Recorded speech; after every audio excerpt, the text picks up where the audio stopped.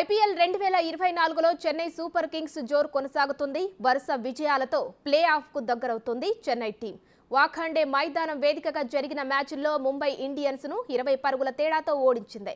Toss ఓడి ముందుగా batting చేసిన రుతురాజ్ సేన నిర్ణీత 20 ఓవర్లలో 4 వికెట్ల నష్టానికి 206 పరుగులు చేసింది. రుతురాజ్ శివం అదరగొట్టగా చివర్లో ధోని మెరుపులు మెరిపించడంతో భారీ స్కోర్ చేయగలిగింది.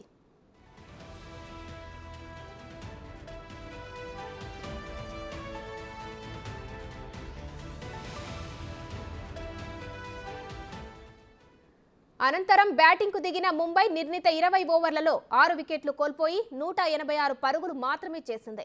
ఓపెనర్ రోహిత్ శర్మ శతకంతో చెలరేగిన భారీ టార్గెట్ కావడంతో జట్టుకు విజయాన్ని అందించలేకపోయాడు. తిలక్ వర్మ, ఇషాన్ కిషాన్ మినహా బ్యాటర్లు అంతా వరుసగా పెవిలియన్ బయటపడడంతో ముంబై మరో పరాజయాన్ని మూటగట్టుకుంది.